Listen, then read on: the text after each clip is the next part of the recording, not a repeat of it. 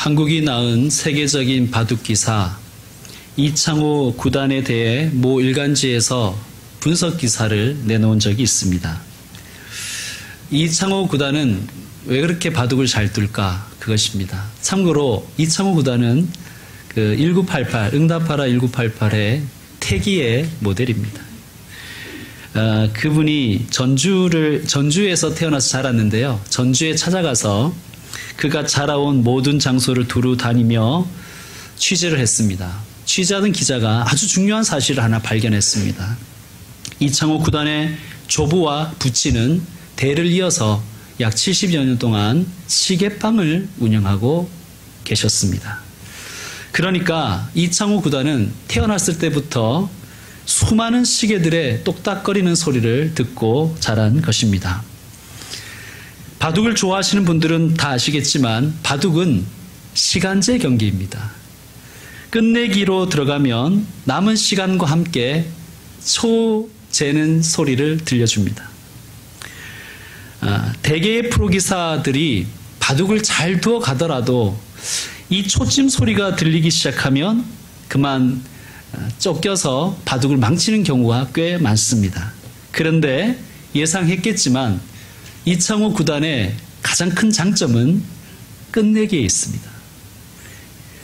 이창호 구단은 초재기에 들어가면 들어갈수록, 초읽기에 들어갈수록 더욱더 냉정해지고 상대적으로 더 침착하고 강한 모습을 보여주었습니다. 그래서 그가 얻은 별명이 돌부처였습니다. 그는 어릴 때부터 늘 초침 소리를 들으면서 자랐기에 전혀 긴장하지 않았고 마무리를 잘할 수 있었다고 합니다.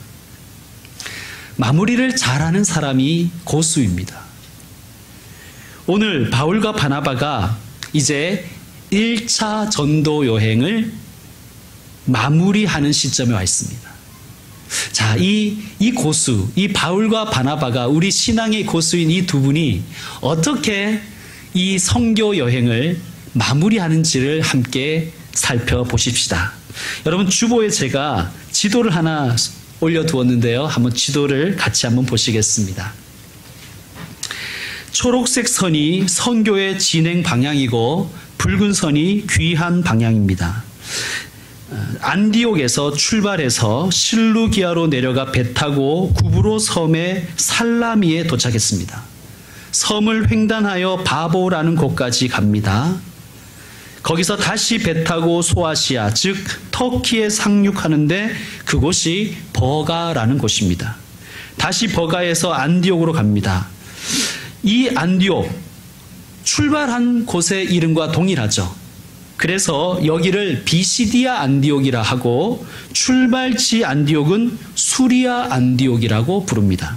이후에 이고니온과 루스드라와 더베까지 갔습니다. 더베가 이 선교 여행의, 이 1차 선교 여행의 종착지입니다. 자, 오늘 말씀 21절 제가 다시 한번 읽겠습니다. 21절입니다. 복음을 그 성에서 전하여 많은 사람을 제자로 삼고. 여기서 말한 그 성은 어디일까요? 네, 더베입니다. 더베. 자, 더베가 종착점이라고 말씀드렸습니다. 이제 임무가 끝났습니다. 성과도 꽤 많습니다. 방금 읽었지만 많은 사람을 제자로 삼을 수가 있었습니다. 이제 두 사람을 파송한 안디옥 교회로 귀환함기만 하면 이들의 1차 임무는 마감이 되는 것입니다. 다시 한번 지도를 보시면, 자, 수리아에 있는 안디옥으로 돌아갈 때 여러분이 지금 더베에 있다면 어떤 길이 더 유리하시겠습니까? 지금 붉은 선처럼 오는 것이 유리하겠어요? 아니면 오른쪽을, 더베 오른쪽을 보면 다소라는 곳이 있죠. 지도에는 나소로 되어 있는데 이건 오타입니다. 다솔은, 여러분 제가 말씀드렸지만 다소는 어디예요? 바울의 고향이죠.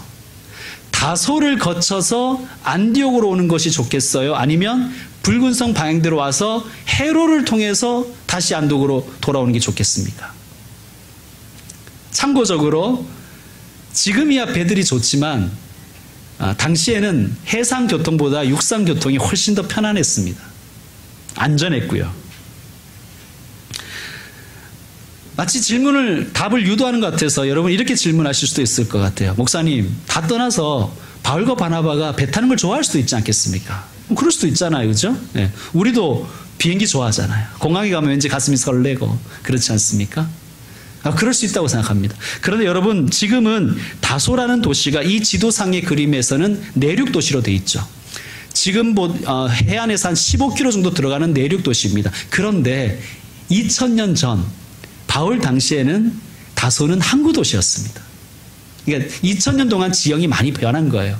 만약 이들이 배를 타고 싶었다면 마지막 돌아올 때까지 카페리 같은 거 타고 유유히 돌아온 마음이었다면 고향집 다소에 가서 좀 쉬었다가 거기에서 배 타고 실루기아로 와도 됩니다. 그리고 안디옥 교회로 들어가도 되죠.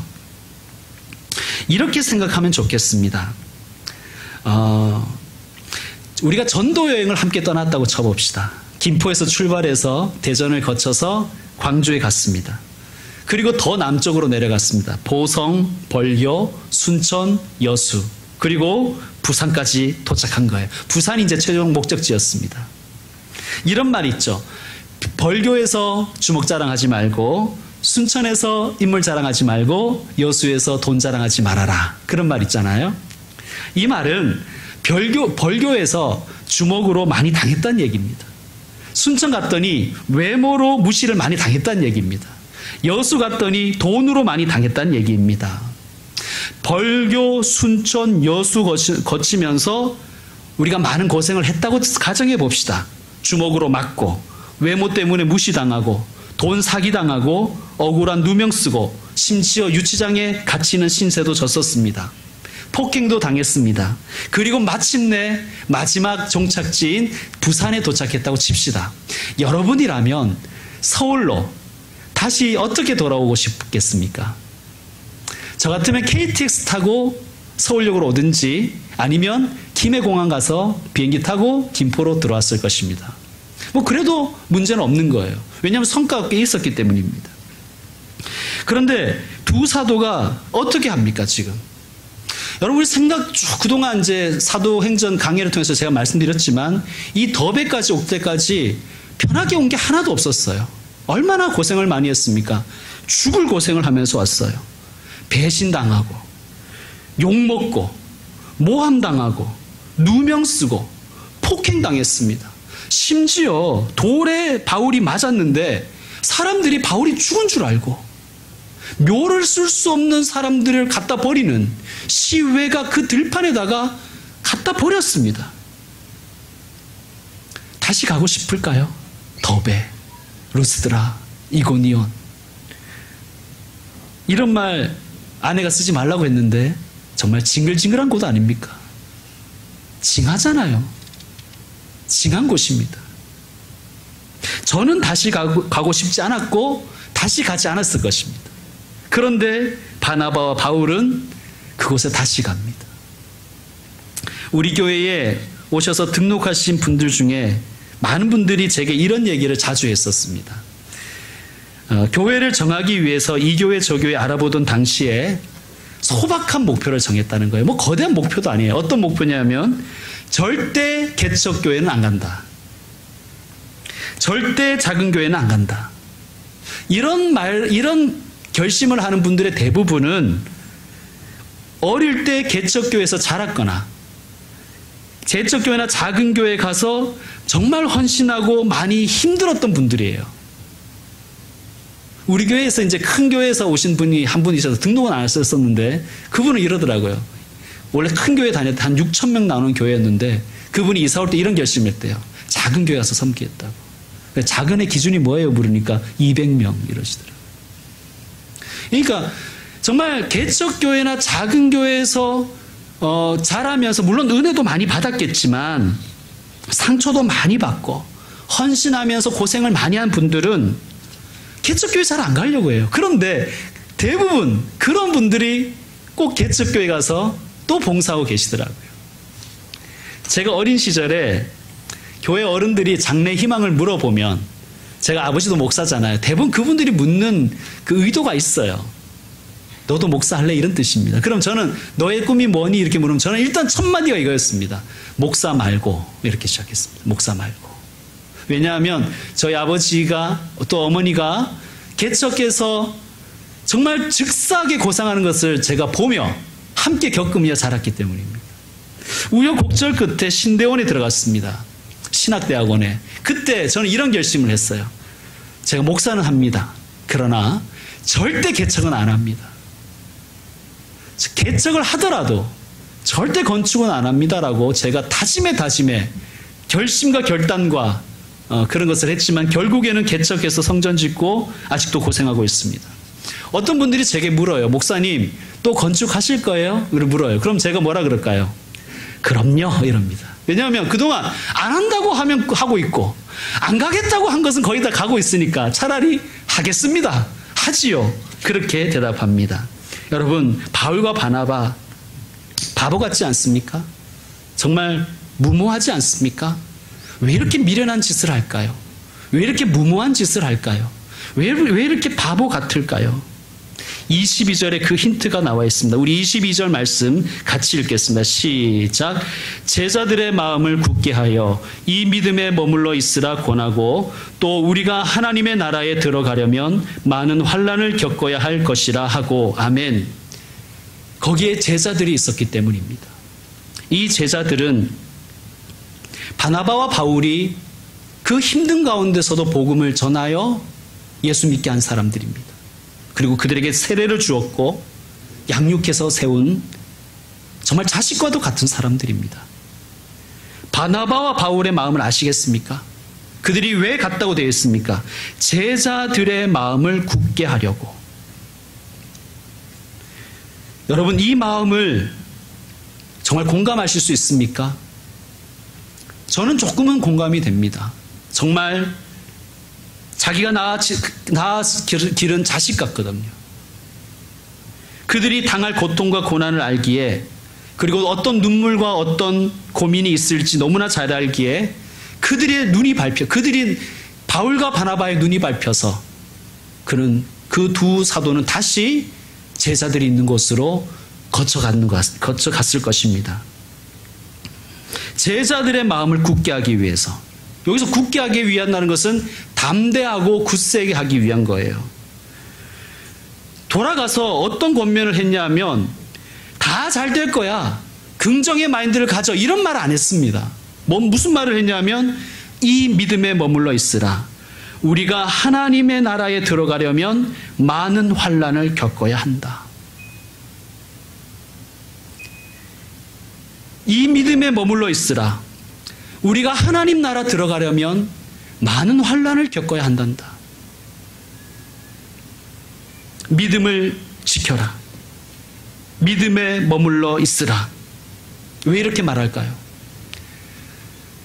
믿음 가지고 세상에서 살다 보면 믿음 빼앗길 만한 일들이 너무나 많기 때문입니다. 믿음을 버릴 만한 명분도 참 많습니다. 저는 목사지만 교회 다니다가 중단하신 분들, 믿음 생활하다가 믿음 버린 분들 충분히 이해합니다. 이 세상에서 믿음 가지고 산다는 것이 그렇게 호락호락하지가 않습니다. 믿음 가지고 산다고 되는 일도 별로 없습니다. 믿음 없이 사는 사람들은 정말 편하게 삽니다. 적어도 주일날, 일요일날 늦잠 자도 되잖아요. 안 그래도 돈 없는데 헌금 안 해도 되잖아요. 집안일도 힘들고 귀찮은데 교회 일까지 봉사 안 해도 되잖아요. 신앙 가지고 있다고 사람들이 박수 쳐주는 것도 아니고 승진에 별로 도움도 되지 않습니다. 그런데 왜 믿음에 머물러 있어야 됩니까? 왜 이 믿음 지켜야 됩니까? 하나님의 나라에 들어가기 위해서. 바울이 분명하게 얘기합니다. 하나님의 나라에 들어가려면 천국이 있다는 거예요. 천국에 들어가려면 환난을 겪어야 된다. 천국에 들어가려면 믿음을 지켜야 한다는 말씀입니다. 믿음을 버리거나 믿음을 중단한 분들의 마음은 심정적으로 이해는 가지만 잘못된 방법입니다. 왜냐하면 천국이 있고 지옥이 있기 때문입니다. 여러분, 환란이 닥치면, 예를 들면 우리 생각해 봅시다. 우리가 배를 탔는데 폭풍우를 만나면 제일 먼저 필요 없는 것부터 버리죠. 불필요한 것부터 버리잖아요. 덜 중요한 순서로 버리잖아요. 환란이 닥치면 믿음부터 버리는 사람이 있어요. 그 사람에게 믿음은 많은 것들 중에 그냥 액세서리 같은 거 그 하나였을 것입니다. 이해합니다. 버릴 수 있다고 생각합니다. 버릴 만한 환경이라고 생각합니다. 그런데 환란 중에 믿음 쉽게 버리는 것은 믿어봐야 별 것 없다고 생각하기 때문입니다. 그래서 하나님은 천국 들어오는 백성들에게 딱 한 가지만 보신대요. 믿음만 보신대요. 믿음만 보신다. 믿음이 제일 중요하게 하나님이 보신다는 거예요. 왜? 우리가 생각하기에 환란 닥쳤을 때 일반인들은 제일 먼저 믿음 버리기가 제일 좋거든요. 어떤 분이 이렇게 말씀하세요.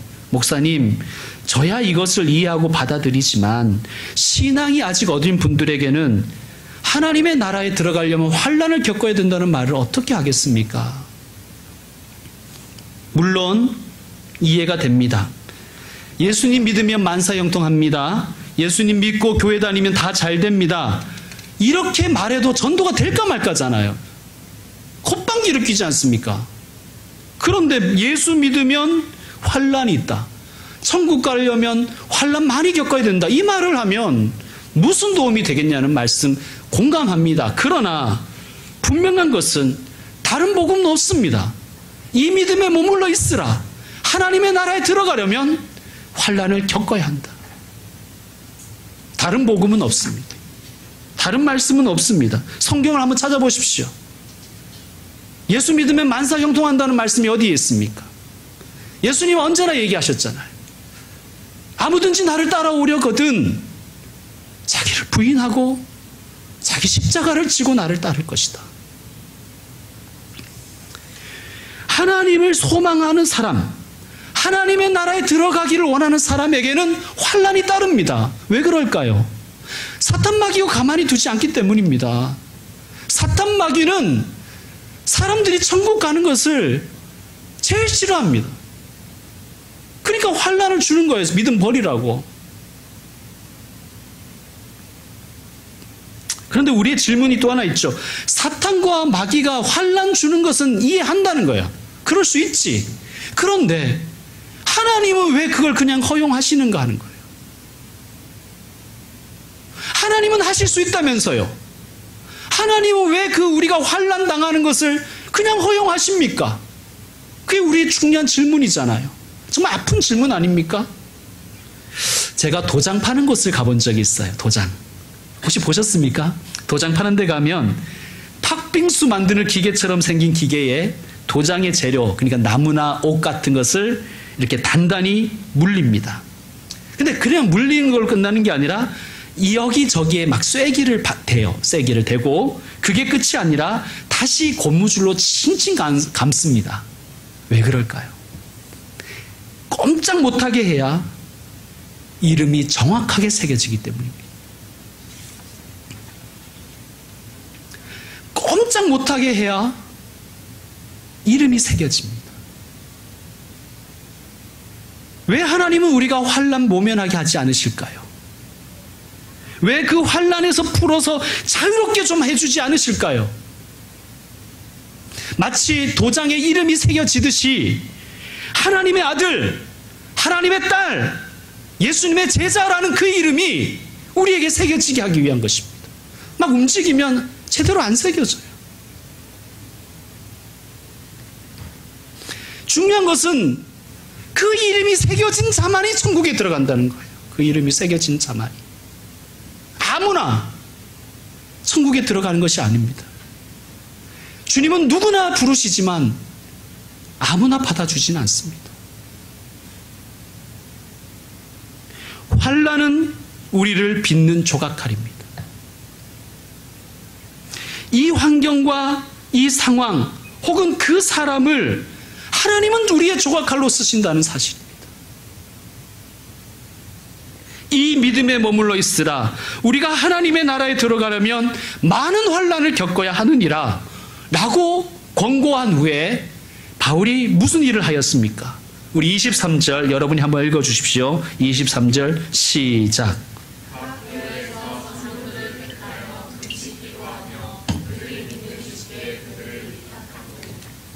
아멘. 일꾼들을 세웠어요. 그리고 그들과 함께 금식하며 기도했어요. 기도 훈련시켰다는 얘기예요. 그리고 오직 하나님만 의지하게 했어요. 사람 의지하지 말고. 일꾼 세워서 그들에게 기도를 훈련시키고 오직 하나님만 의지하게 했어요. 그게 바울과 바나바가 한 일입니다. 이게 목회자의 역할입니다. 어떤 분이 제게 이렇게 말씀하시더라고요. 요즘 목사님이 일을 자꾸 교인들한테 맡기는 것 같다고. 그런데 여러분, 맞습니다. 그런데요, 귀찮아서 맡기는 게 아니에요. 귀찮아서 맡기는 게 아니에요. 때로는 맡기면 더 귀찮아요, 사실. 한번 걸쳐야 되잖아요. 제가 그냥 바로 해버리면 되는 일을. 한번 걸치면 누가 더 귀찮겠습니까? 왜 맡길까요? 왜 맡길까요? 일꾼 되라고.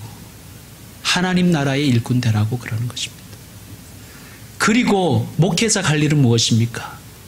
그냥 일꾼 세우고 끝내는 게 아니에요. 그죠? 자식 낳고 네가 알아서 커라 이런 엄마가 어디 있겠습니까? 같이 기도로 먹이는 거예요. 그리고 하나님 의지하는 훈련시키는 거예요. 그게 목회자 하는 역할 아니겠습니까? 목회자가 뭐 커피도 뽑아줄 수 있죠. 다 해줄 수 있습니다. 그러나 목회자가 정말 해야 할 일은 일꾼 세우고 일꾼에게 기도 훈련시키고 오직 하나님만 의지하도록 양육하는 것이 정말 목회자가 해야 할 일 아니겠습니까? 그 일을 위해서 일을 맡겨드리는 거예요. 예. 함께 하자고. 그러니까 여러분에게 있어서 저는 조각칼입니다. 또한 여러분들이 제게 조각칼입니다. 서로 새겨가는 거예요. 서로. 그것이 저와 여러분의 사명입니다. 자, 26절 말씀 우리 같이 한번 읽겠습니다. 26절 말씀 시작. 거기서 배 타고 안디옥에 이르니 이곳은 두 사도가 이룬 그 일을 위하여 전에 하나님의 은혜에 부탁하던 곳이라. 아멘. 자, 안디옥 교회에 드디어 도착했습니다. 그런데 뭐라고 되어 있냐 하면 이 교회를 이렇게 소개해야 하는 거예요. 이 두 교회는 두 사도를 보낼 때 어떻게 보냈다는 거예요? 하나님의 은혜에 맡겨서 보냈다는 거예요. 자, 그리고 27절 같이 읽겠습니다. 시작. 그들이 이르러 교회를 모아 하나님이 함께 행하신 모든 일과 이방인들에게 믿음의 문을 여신 것을 보고하고. 아멘. 자, 이 두 선교사가 와서 선교 보고를 합니다. 주어가 뭐예요? 제가 말이에요. 이걸 이렇게 얘기한 게 아니라 뭐부터 얘기했어요? 주어가 뭐였습니까? 하나님이 보낼 때도 하나님의 은혜에 부탁해서 보냈고, 이 말은 뭐예요? 하나님 은혜 붙들게 갔고 도착해서도 그들이 한 첫 마디는 하나님이었어요. 하나님으로 시작해서 하나님으로 마무리합니다. 여러분, 우리가 이렇게 살아야 됩니다. 마무리가 중요합니다. 성령으로 시작했다가 육체로 마치는 사람이 얼마나 많습니까? 하나님의 은혜로 시작해놓고 자기 의로 마치는 사람도 얼마나 많습니까? 하나님으로 시작하셨다면 하나님으로 마무리하십시오. 예수님으로 시작하셨다면 예수님으로 마무리하십시오. 성령으로 시작하셨으면 성령으로 마무리하십시오. 마무리 좋은 사람이 믿음의 사람입니다. 이제 말씀 마무리하겠습니다. 이것은 성도 여러분과 우리 모든 어린 자녀들도 명심했으면 좋겠습니다. 작은 일이건 큰 일이건 마무리가 중요합니다. 그 사람이 인정받아요. 어떤 인간관계에서든 마무리 잘하는 사람이 그 사람하고 사귀십시오. 그리고 그런 마무리 잘하는 사람이 되십시오. 막 용두사미처럼 말로는 뭐 다 해놓고 마무리 안 되는 사람 있잖아요. 작은 일이건 큰 일이건 말이에요. 세상 일이건 교회 일이건 마무리 잘하는 사람이 믿음 좋은 사람입니다. 그가 하나님의 일꾼입니다. 마무리 잘하는 사람이 고수입니다. 마무리 잘하는 사람이 성숙한 사람입니다. 마무리 잘하는 사람이 주의 종입니다. 사랑하는 성도 여러분, 하나님으로 시작하고 하나님으로 마치고, 은혜로 시작했으면 은혜로 마치고, 감사로 시작했으면 끝까지 감사로 마치십시다. 충성으로 시작했으면 끝까지 충성하십시다. 이 믿음에 머물러 있으라. 우리가 천국에 들어가려면 많은 환난을 겪어야 하느니라. 기도하겠습니다.